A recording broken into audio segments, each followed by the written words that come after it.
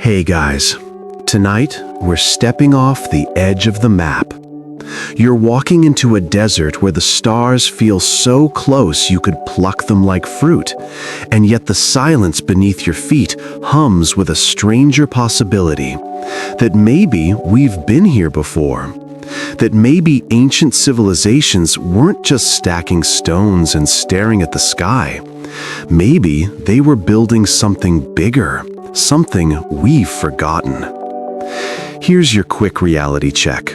If that's true, you probably won't survive this revelation.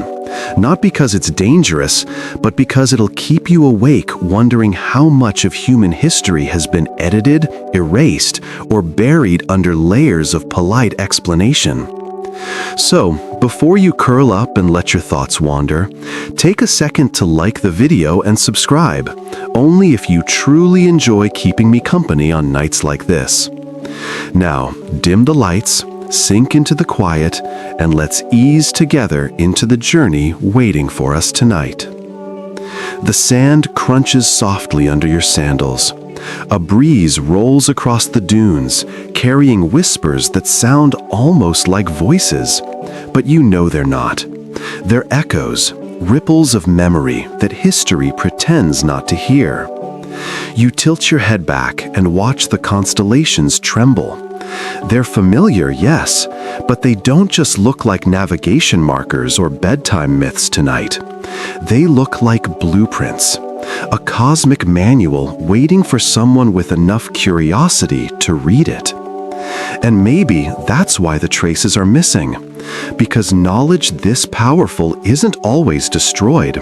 It's hidden, deliberately folded into myths, smothered in ritual, or buried beneath the polite footnotes of historians who don't dare to ask. If civilizations really did flirt with the stars before us, they left behind more than ruins. They left puzzles, misfit artifacts, and whispered stories that somehow feel truer than the official accounts. The desert air grows colder, the stars burn brighter, and you realize you've stepped into a story that doesn't just question history, it questions memory itself. And once you start asking these questions, you'll never look at the night sky the same way again. The desert dissolves into stone, and suddenly you're standing at the base of a wall so massive it swallows your sense of scale. Blocks loom above you, each the size of a bus, fitted so precisely that not even a sheet of paper could slide between them. You run your hand along the seam, searching for a flaw, but it's as if the stones grew together, fused into one impossible surface. Mainstream fact, at places like Baalbek in Lebanon or Sacsayhuaman in Peru, the masonry is so precise that modern engineers still study how it was done. Quirky tidbit, some locals claim a mysterious plant sap could soften stone, allowing it to be molded like clay. Open scholarly debate whether this was pure ingenuity with stone tools or evidence of a chemical or even energetic process we've lost. You tilt your head back, the stars just peeking over the wall's top edge. Imagine the effort it would take, ropes, pulleys, ramps stretching for miles. The official explanations emphasize human determination and sheer numbers, and yet those explanations don't quite settle. Because nearby, at Baalbek's quarry, sits a block weighing over 1,000 tons, so heavy that even today's cranes would struggle to lift it. Why cut it, if not to move it? Why imagine a task so absurd unless you had a way to complete it? You chuckle, shaking your head. It's absurd, right? Imagining ancient builders with machines, or worse, with knowledge of forces we barely understand today. And yet, staring at the wall, you can't escape the sensation that this was more than a temple foundation. It looks like infrastructure, as if the stones weren't just meant to endure time, but vibration, like a launch pad disguised as holy ground. The night breeze snakes around the stones, carrying whispers. You hear about drill holes too round, too smooth, as if carved with machinery instead of chisels. Historians still argue whether bow drills could explain them, but your eyes linger. Once you see machine marks, you can't unsee them. You duck through a narrow doorway, almost laughably small compared to the enormity of the wall. The irony hits you. If these people had the ambition to move mountains, why make doors fit for dolls? Maybe it wasn't irony at all. Maybe the grand scale wasn't for people, but for forces larger than people, for rituals that doubled as engineering, for sacred designs that secretly served mechanical purposes. You step back into the plaza, moonlight washing the stone silver. The walls rise, immovable, but they don't feel silent. They feel deliberate, like the hum of a secret carefully disguised.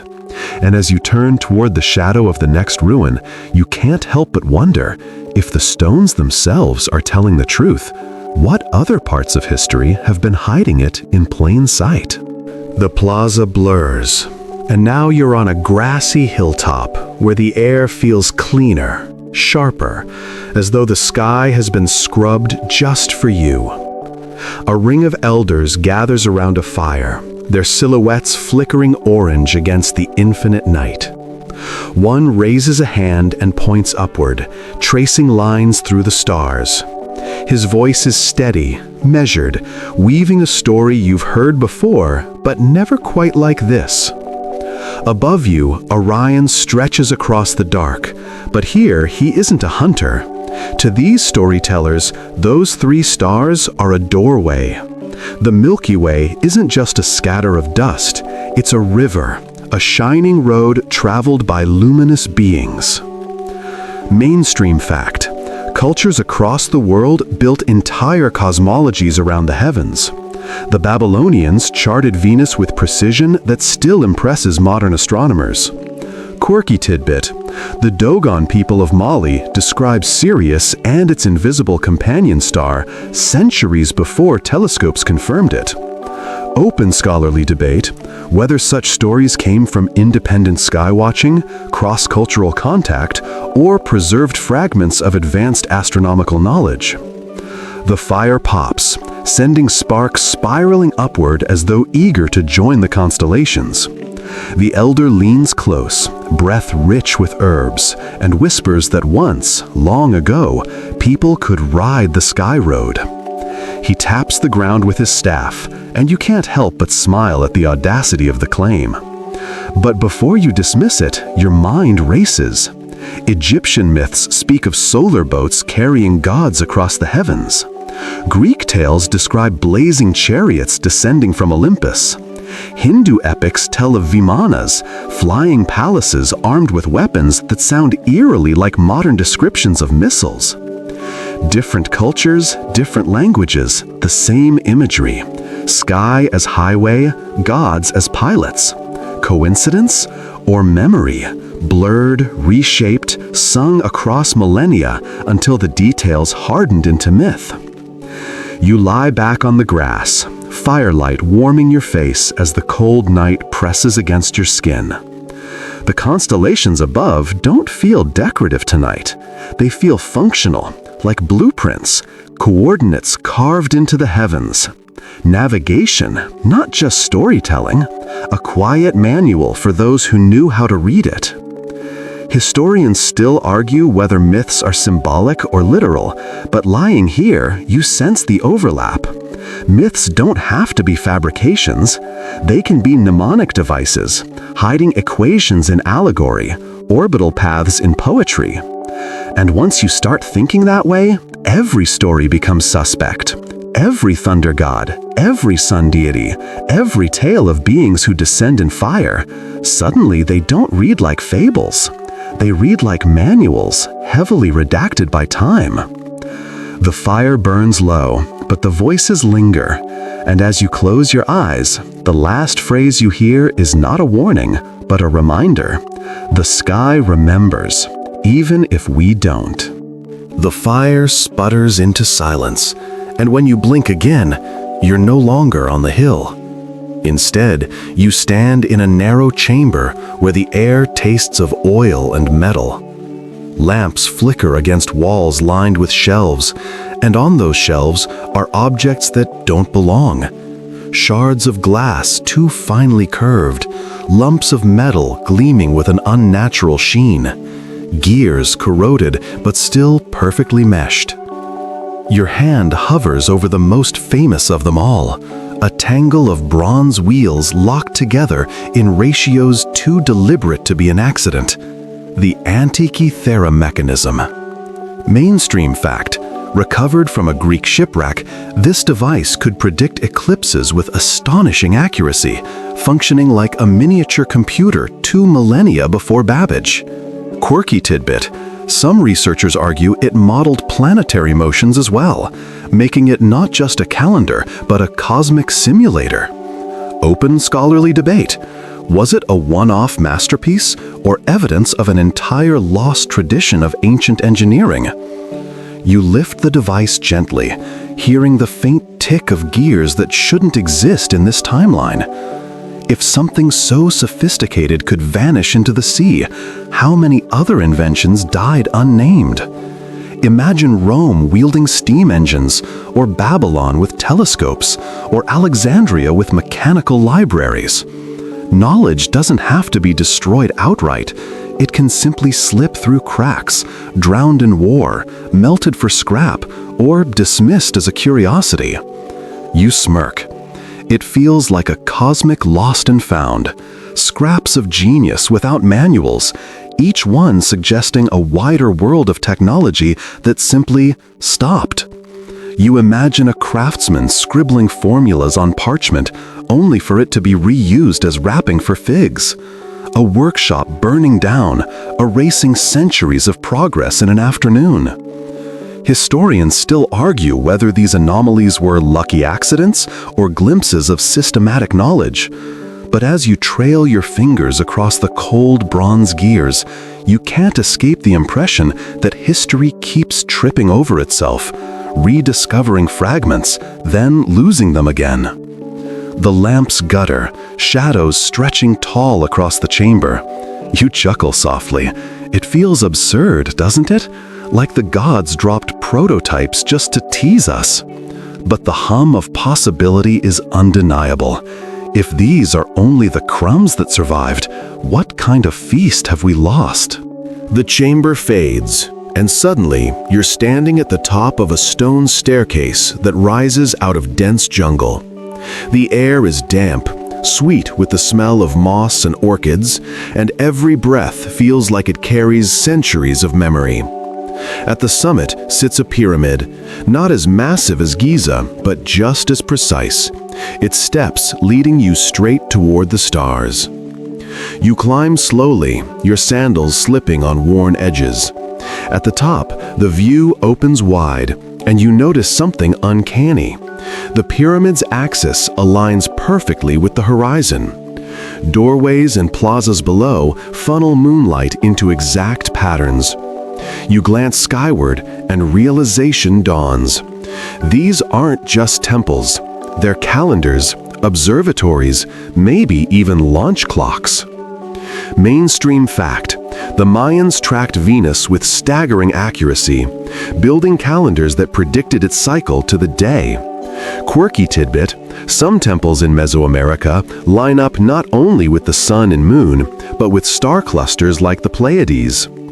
Open scholarly debate whether these alignments were purely ceremonial or practical tools for navigation, or even timing something larger. The jungle hums, insects buzzing in steady rhythm, but your ears fix on a different beat: numbers. The builders counted with the patience of astronomers, syncing their lives to the sky.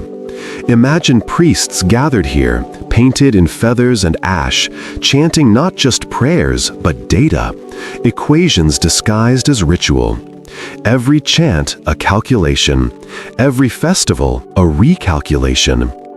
You pause at the summit stone, brushing lichen away. Carved glyphs spiral outward, some resembling star fields, others geometric diagrams. To a casual eye, they're decoration. To the trained, maybe instructions. Historians still argue, were these stories, symbols, or sophisticated technical records? Standing here, you can't help but see them as both. Think of Stonehenge, massive stones framing the midsummer sunrise. Scholars call it a ritual calendar. But what if it was a cosmic clock, a countdown? Rockets today launch only in windows. Miss it, and the mission fails. What if these ancient structures were watching for those same windows? The moon slides higher, painting silver paths across the plaza below. Shadows stretch in exact symmetry, as though the earth itself were ticking like a clock. You shiver, not from fear, but recognition. These weren't just builders of temples. They were architects of time, synchronizing human life with the machinery of the cosmos. You sit cross-legged at the summit, letting the sky turn above you, and the thought gnaws gently at the back of your mind. If they were measuring this precisely, what were they waiting for? The jungle quiets, and in its place comes the endless hush of waves. You're standing on a shoreline now, the sand cool beneath your feet, the tide glowing faintly under starlight. In your hands is a map, vellum cracked, edges frayed, ink fading yet defiant. You recognize the name etched across its top, Piri Reis. Mainstream fact, this Ottoman admiral's 1513 map depicts Europe, Africa, and the Americas with startling accuracy. Quirky tidbit, some claim it even outlines Antarctica beneath the ice, centuries before official discovery. Open scholarly debate, was it cobbled together from travelers' rumors or copied from charts far older than history admits? You crouch, tracing coastlines inked with confidence. Rivers are drawn where satellites only recently confirmed them. Proportions make uncanny sense for men who supposedly never sailed so far. And a quiet suspicion settles in. Someone had been there first. The surf hisses. You glance up and think you see dark shapes sliding across the horizon, silent ships without oars or sails. Your pulse quickens. Maybe it's nothing, but the thought won't leave you. What if these maps weren't drawn for trade or conquest, but practice? Blueprints for navigating oceans as rehearsal for something bigger, the sky.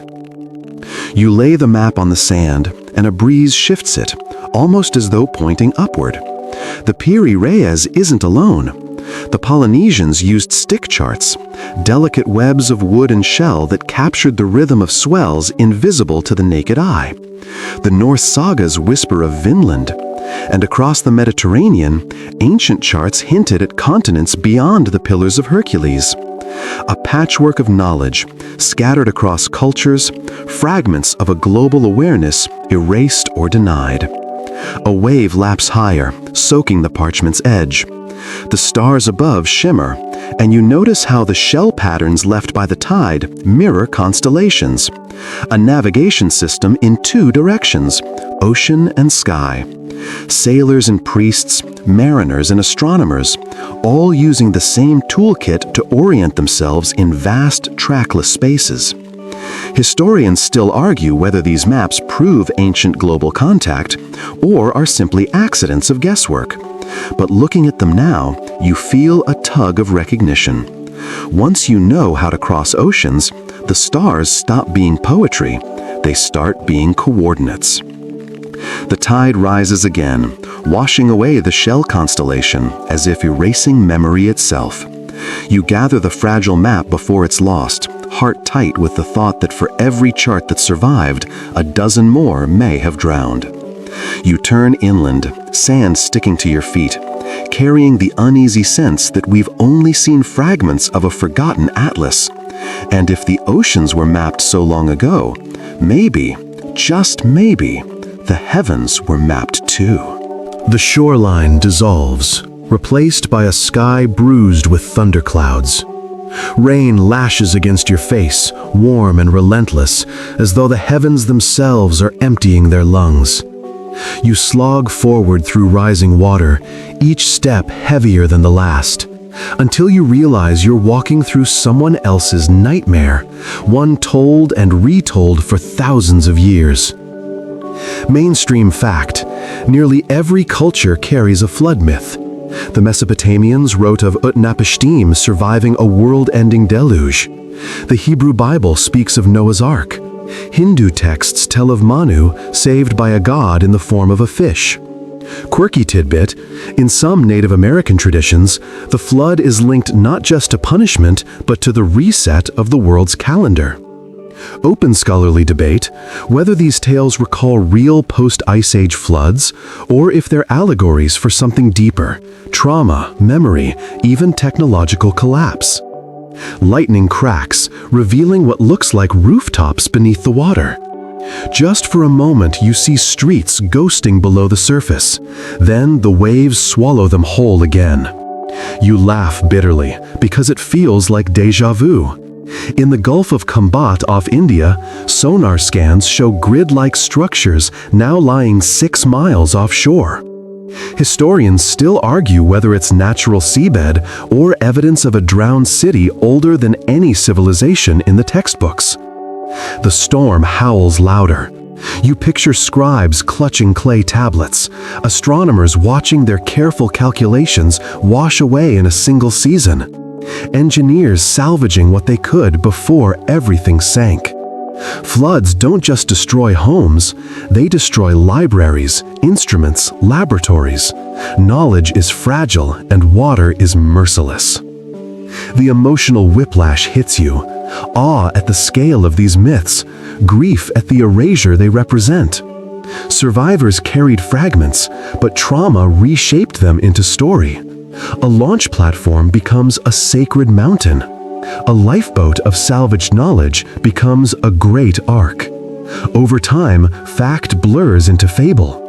You realize myths may not exaggerate, they may simplify, compressing complex memories into images children could remember. The rain slackens at last, leaving the world eerily silent. Pools of water reflect the broken sky, each puddle a mirror of lost knowledge. And in that silence, the refrain returns. If memory can vanish once, edited by catastrophe, disguised in myth, what makes you think it couldn't vanish again? The storm clouds thin, and when the rain clears, you find yourself standing at the edge of a vast and quiet bay. The water gleams silver under the moon, flat as glass, but you can feel something stirring beneath it. Not fish, not currents, cities. You take a cautious step into the shallows. The water cools against your skin and peer down. Just beneath the surface, blocks of stone align too neatly to be random. Walls trace the outlines of rooms, streets, maybe even plazas. They are silent now, muted by silt and seaweed, but you can almost hear echoes. Merchants calling, children laughing, tools striking stone. Mainstream fact: underwater archaeology has uncovered lost settlements worldwide. Off the coast of India near Dwarka, divers found structures resembling temples and streets beneath the waves. In Japan's Yanaguni Monument, a staircase-like complex lies submerged, sparking debate over whether it's natural or carved. And across northern Europe, the sunken land of Doggerland hides evidence of ancient villages now drowned by the North Sea.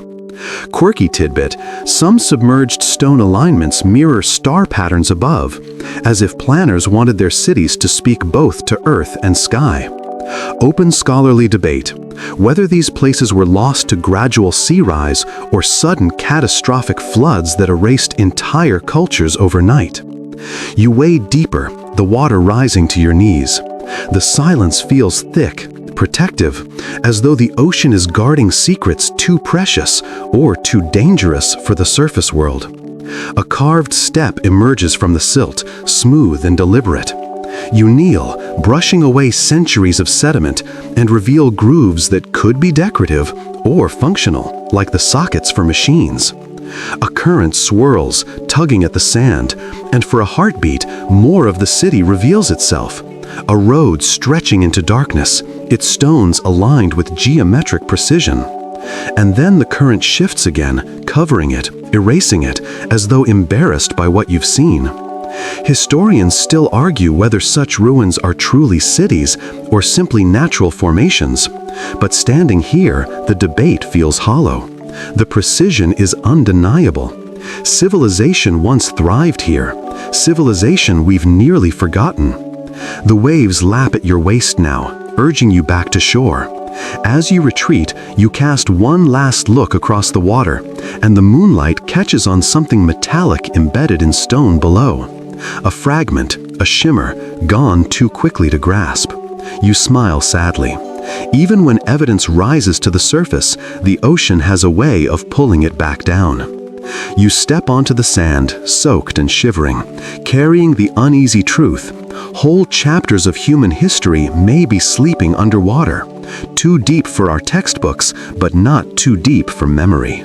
The bay recedes behind you, replaced by corridors of marble and glass. You're not underwater anymore, you're in a museum. The air smells faintly of polish and dust, the kind of place where voices drop to whispers without thinking.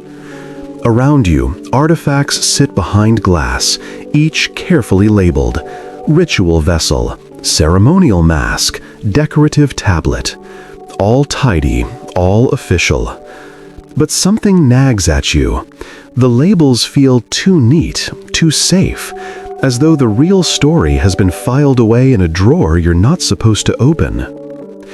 Mainstream fact: academic institutions and museums shape what we consider history. They curate which artifacts are displayed, how they're described, and which ones are left in storage. Quirky tidbit: some of the world's largest museums have basements with millions of items never shown to the public. An archive of knowledge hidden not by malice, but by sheer selectivity. Open scholarly debate: whether these blind spots are innocent oversights or subtle forms of censorship that reinforce a tidy version of the past. You pause at a cracked tablet. The sign beneath reads "Ritual Object," yet the grooves look suspiciously like notations, almost like a ledger or even equations.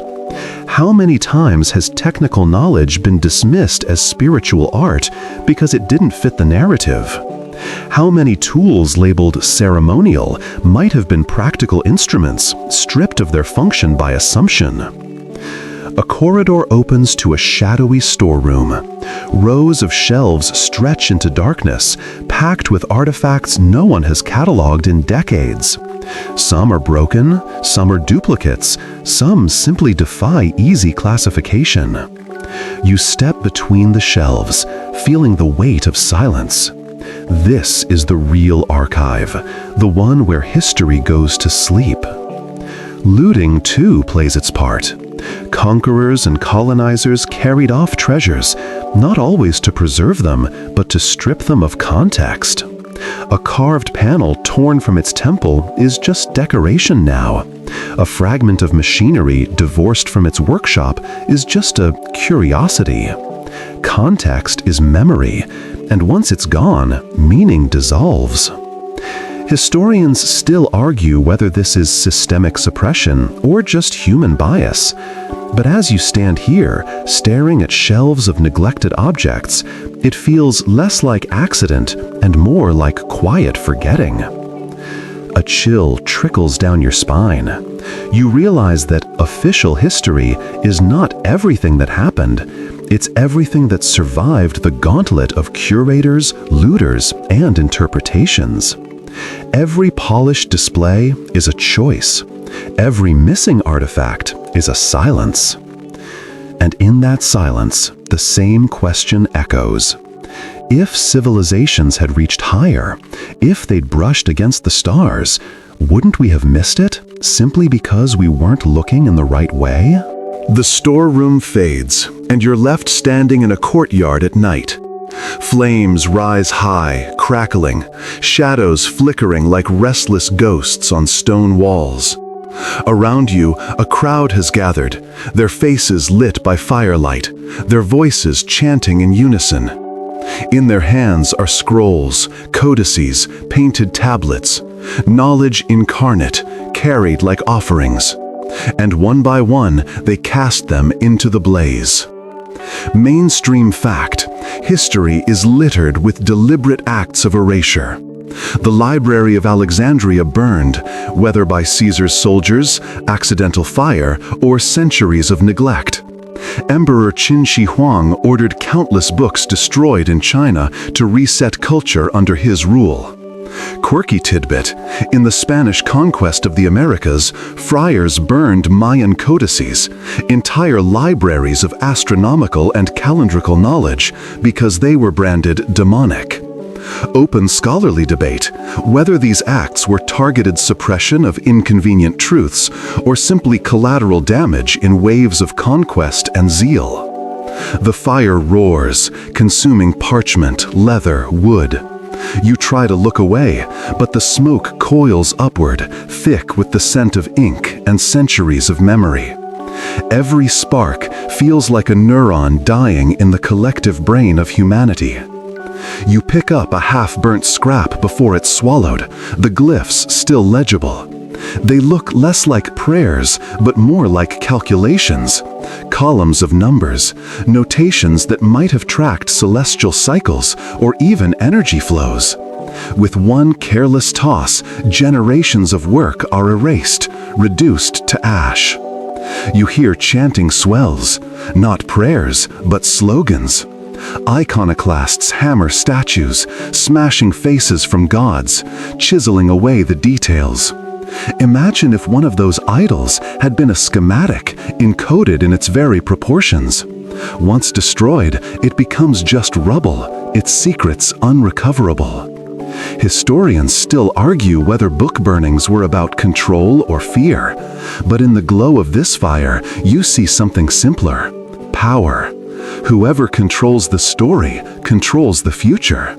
By erasing alternative memories, rulers secure their version of reality.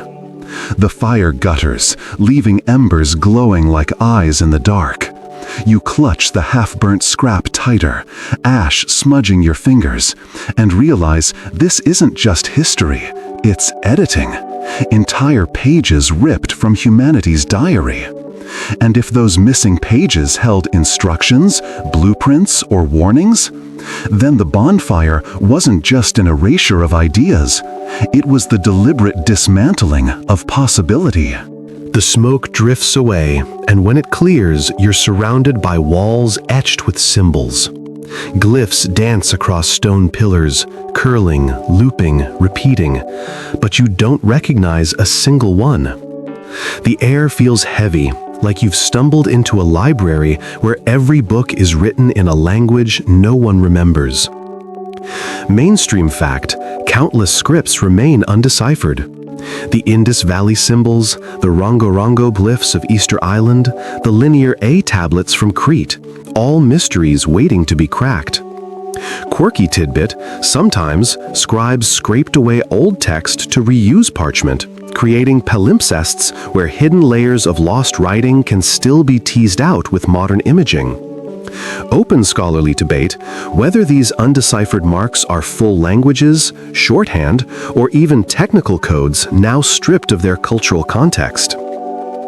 You trace a groove in the stone, the line cool beneath your fingertip. It might be a word, it might be a formula. Without the key, you'll never know. Imagine if those marks were once instructions: how to align stones, how to measure the heavens, how to control forces we barely understand. Now they're just scratches to us, inert and mute. A torch flares in your hand, illuminating more walls. Some glyphs repeat in patterns, like data compressed for storage. Others flow with artistic curves, almost musical. You picture an ancient engineer whispering to an apprentice, "It's all written here. If anyone forgets, this will bring it back." And then you laugh, soft and bitter, because remembering isn't guaranteed. Scripts without voices are fossils, preserved but incomprehensible. You stumble across a clay tablet, cracked but still intact. Beneath the surface scratches, you see faint traces of an older layer, scraped away long ago, a palimpsest. You squint, wondering if the erased text once carried something too important or too dangerous to keep. Historians still argue whether lost languages can ever truly be recovered, or if every undeciphered script is a locked chest with no key. But standing here, surrounded by silent words, you feel the weight of absence. Meaning is fragile. Without context, knowledge collapses into mystery. You let the torchlight fade, glyphs retreating into shadow. Somewhere in those shapes might be the story of a spacefaring people, folded into ink and clay, waiting for ears that no longer exist. And the tragedy is not that they failed to write it down, it's that we failed to keep listening. The stone walls dissolve into rubble, and you're walking now across a windswept ridge.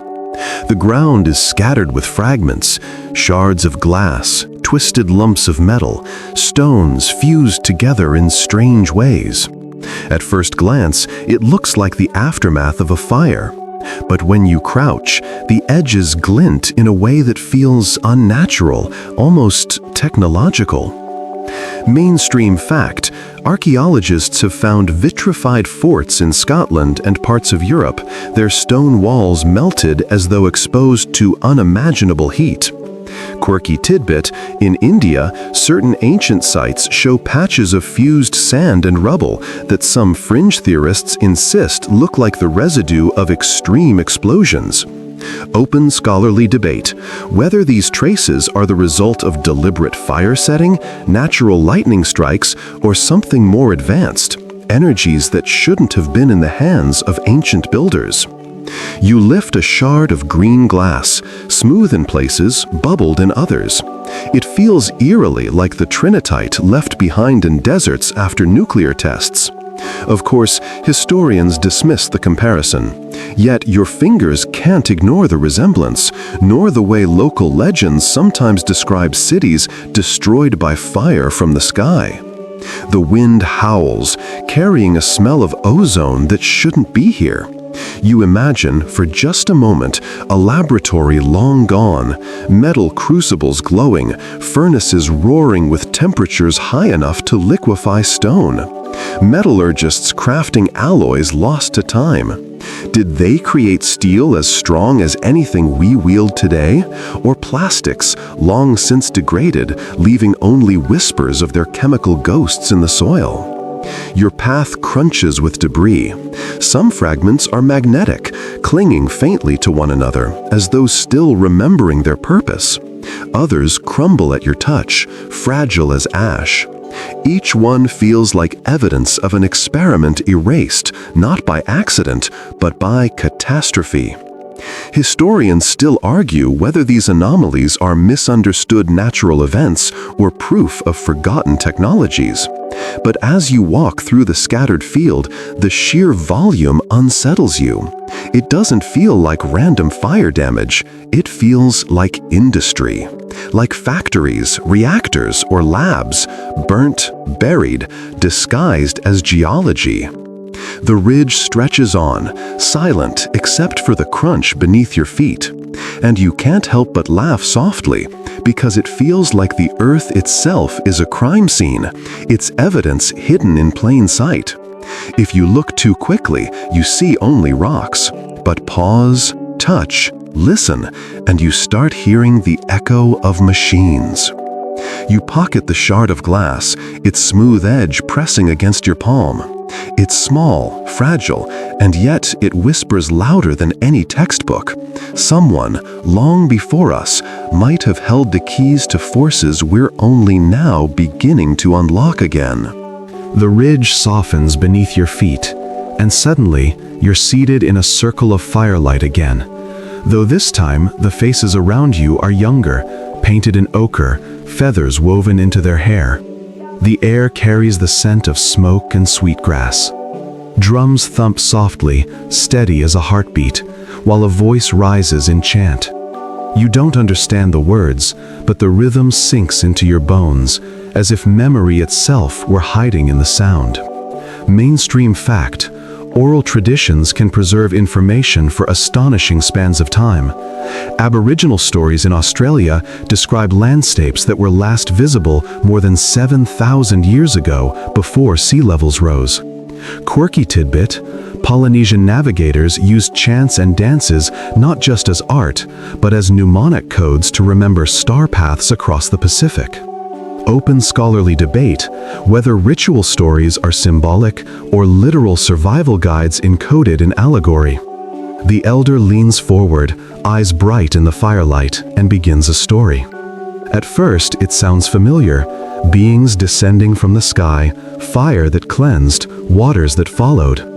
But then, beneath the imagery, you hear something else: instructions. The words repeat in cycles like coordinates. The gestures mimic the arc of constellations. It dawns on you that the story isn't just a tale, it's a manual passed down in disguise. You imagine generations of survivors after a catastrophe, stripped of tools but clinging to memory. They couldn't preserve machines, but they could preserve patterns, folding equations into song, embedding star maps into dance.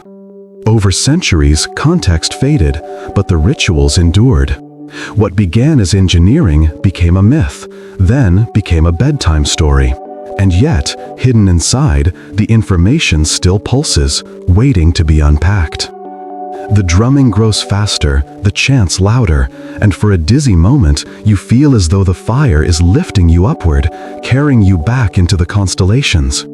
You laugh softly at the thought: ritual as rocket fuel. But the more you watch, the less it feels like a metaphor. Historians still argue whether such survivals are coincidence or deliberate encoding. But listening to the chant, you sense intent. These aren't just stories, they're survivor strategies, clever ways to hide knowledge in plain sight, like lullabies that once kept civilizations alive. The fire pops, sparks leaping skyward. You glance around the circle, wondering how much they understand what they're carrying. Maybe not all of it, maybe none. But it doesn't matter. The ritual remembers, even if the people don't. And that's the secret strength of oral memory. It whispers long after words fade. The chanting fades, and when the firelight dims, you find yourself in a workshop. Except it's not modern. Clay dust hangs in the air, tools lie scattered on benches, and half-finished pots cool in the corner. It looks humble, ordinary. Yet, as your eyes adjust, you notice the tricks of the craft. The potter is spinning clay on a wheel that looks oddly familiar, almost industrial. Mainstream fact: technologies often vanish, only to be rediscovered centuries later. The Romans built concrete that could self-heal in seawater, something modern engineers only recently managed to replicate. Quirky tidbit: ancient Greek fire, a mysterious incendiary weapon, remains only vaguely understood, despite attempts to recreate it. Open scholarly debate: whether these rediscoveries are coincidences or echoes, proof that once knowledge is unlocked, it waits patiently to resurface. You run a hand along a polished shard of pottery. Its surface gleams with a glaze formula thought lost until chemists reverse-engineered it in the 20th century. You imagine a medieval glassmaker staring at fragments, trying to replicate the sparkle without quite knowing the recipe. Each generation reinvents pieces of a puzzle, unaware they're repeating forgotten experiments. In one corner of the workshop, you spot a curious device, a set of weighted rods used for balancing loads. It looks primitive, but the principle is the same as modern suspension bridges. You smile, half amused, half uneasy. History feels less like a straight line, more like a spiral. Civilizations climb, fall, and climb again, always rediscovering tools they thought were new. The air thickens with heat, as if a forge is burning nearby. You think of how steam engines were toyed with in antiquity, like Harrow of Alexandria's Aeolipopyle, dismissed as novelty until the Industrial Revolution turned steam into empire. How many curiosities were quietly centuries ahead of their time? Historians still argue whether these echoes are accidents or faint survivals of knowledge deliberately hidden, waiting for rediscovery. But standing in this workshop, it's hard not to feel a pattern. Technology doesn't vanish completely. It leaves fingerprints. A formula in glass, a proportion in stone, a rumor in a manuscript. And when the time is right, someone stumbles on it again, as though guided by invisible memory. You lift a half-finished pot, still warm, and hold it up to the light. Ordinary clay, extraordinary craft. It's a reminder, even in simple things, civilizations leave echoes, and those echoes are loud enough to be heard across millennia. The workshop fades, and you're standing once more beneath the vast sky. The stars stretch endlessly, cold and luminous, as though they've been listening the whole time. You breathe deeply, the air cool against your skin, and realize the journey has brought you full circle, not just through ruins and myths, but through the fragile, looping memory of humanity itself. Mainstream fact, civilizations rise and fall, and each collapse rewrites what follows. The fall of Rome buried engineering practices for centuries. Quirky tidbit, entire libraries of Babylonian astronomical texts were reused as building rubble, their calculations literally walked upon. Open scholarly debate whether human history is a ladder climbing steadily upward or a cycle of forgetting and rediscovery, progress interrupted by silence. You look back at the fragments you've carried, megaliths cut too precisely, myths that map the stars, scraps of gears and glass, calendars that outlive their makers, maps hinting at unseen lands, flood stories that echo drowned cities, languages gone mute, residues of impossible heat, chants that encode navigation, technologies that reappear like déjà vu. Alone, each is strange. Together, they feel like a pattern, one we've politely chosen not to see. Maybe ancient civilizations did more than worship, farm, and fight. Maybe they reached higher, into the sky, into the stars, and then lost it all. Not because they lacked genius, but because catastrophe, censorship, and time are relentless editors. And here's the weight of it. If knowledge can vanish once, it can vanish again. We aren't immune. Our satellites, our servers, our endless archives, they're as fragile as papyrus and clay, waiting for the next flood, the next fire, the next forgetting. The stars burn steady above you, indifferent and eternal. You chuckle softly, a little bitter, a little odd. It's humbling, isn't it, to realize that the universe might not just hold secrets we haven't learned yet, but secrets we once knew and let slip through our fingers. And that's why it matters, not because we can prove every myth or solve every mystery, but because the act of wondering keeps us awake. It keeps us looking. To ask is to resist forgetting. To imagine is to preserve possibility. You lie back in the grass, the night cool and endless.